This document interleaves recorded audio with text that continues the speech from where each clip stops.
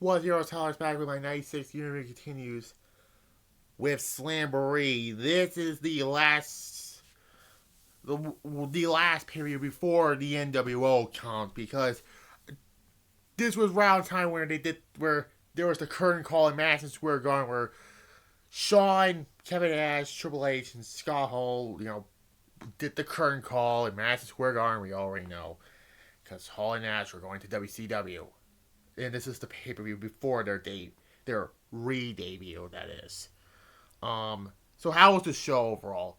It was not that great, but it was better than Uncensored, let's just be honest here.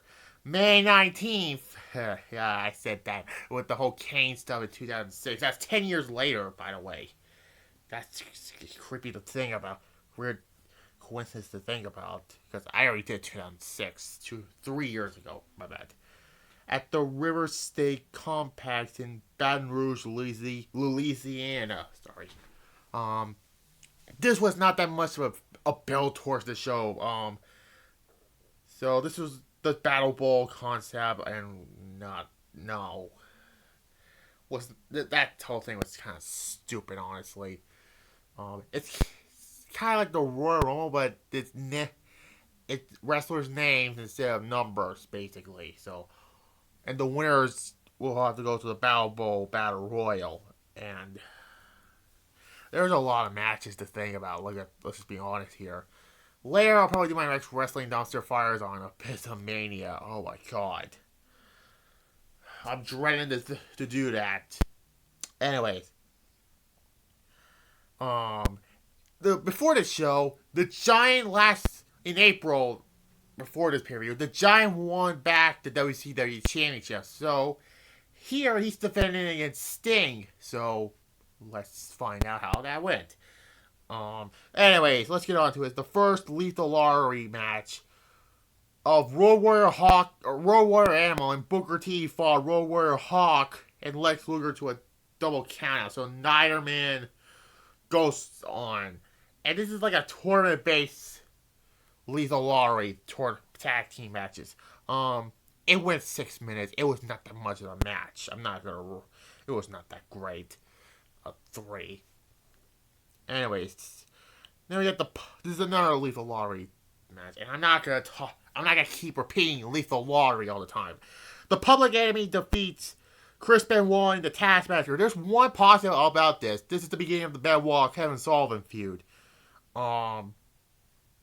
It was okay for 4 minutes. I get a 5. Anyways.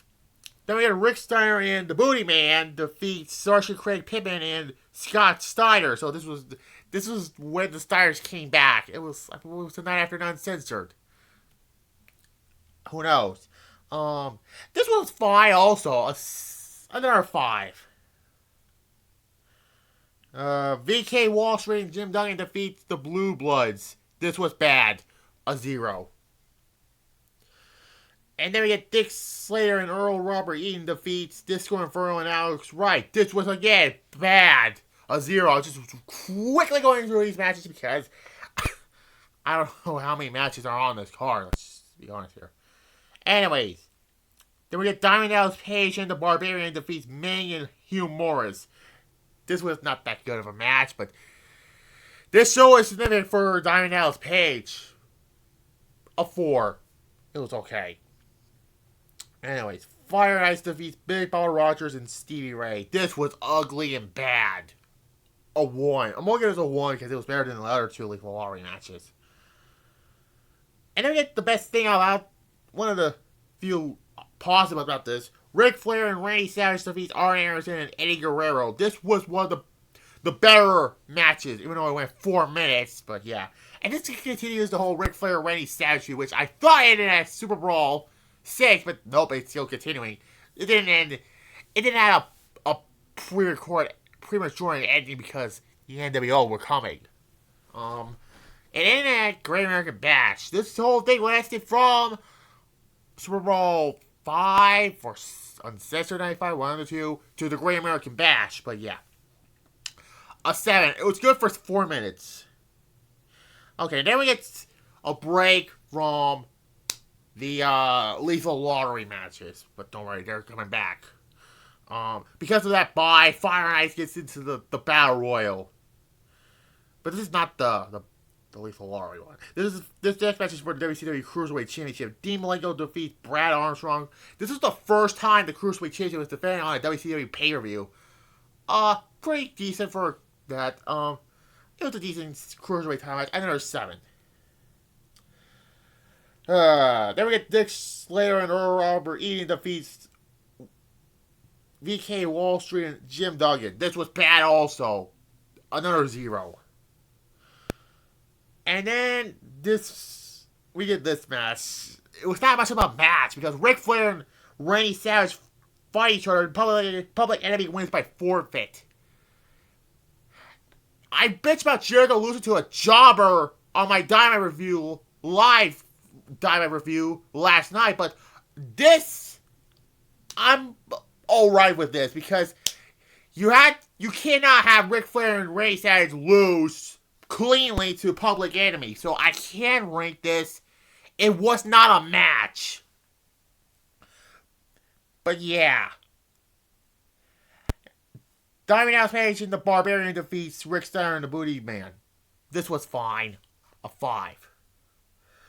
I know these matches are not high except for Ric Flair and Randy Savage versus Arn Anderson and Eddie Guerrero and the Cruiserweight titles, but these matches are random as hell. Next up is for the WCW United States Championship. Conan defeats Justin the Thunder Liger to retain the United States Championship. This was a really good match. An 8 out of 10. This is the highest rating of the show so far. So yeah. And then we get the Battle Royal to determine the number 1 contender for the WCW Championship. And I'm using quotation marks because, well, anyways, Diamond Dallas Page wins the Battle Royal. And you thought he was going to win get a title opportunity. Psych! He doesn't get his title opportunity at the Great American Bash. What was the point of this? He won the Lord of the ring. So yeah, that's basically like, yeah, it's like AEW with their dumb Dynamite ring, which NXT is winning all the damn time. So yeah.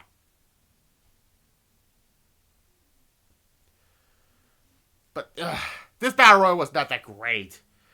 You can win by pin or submit or throwing people over the top rope because during this match, DP allegedly was over the top rope or his feet laying on the floor. But they tried to do a Shawn Michaels from the prior Royal Rumble, but that did not work. I get a 5. So yeah. Then we get the main event for the WCW Championship. The Giant defeats Sting to retain the WCW Championship. This was the best match on this show. 8.5 out of 10. These two have really good chemistry together in WCW, that is. So yeah, 8.5. I think it was better than their match at Great American Bash 2 years later. But yeah, this was before Crow Stains, but he still had the black hair. So yeah. Giant retains the WCW title, so at least that's good at least. So yeah, 8.5. But this show, it was not good. Except for the 3 non-Battle Royal Lethal Lottery matches. Borrow, Ric Flair and Randy Savage versus Arn Anderson and Eddie Guerrero. But yeah, I only give it a 4 out of 10. A 4 out of 10 because it was better than Uncensored. But we all know what's going to happen by the following weeks of Nitro. You want a war? You're going to get one. And the Outsiders debut and leads to the NWO at Bash to the Beach. But before we get to Bash to the Beach, the next stop on the WCW side will be the Great American Bash. But anyways, next will be In Your House, the most bizarre In Your House, that is, Beware of Dog. And I say the most bizarre In Your House because they had to take it twice. They had to redo this show twice. Because the first show, half of the matches you can't see because they had a power outage. And they had to do the other 4 matches on the Tuesday before, after Raw. And the Great American Bash, that is. Where we saw the NWO, the C's were playing for the NWO, that is.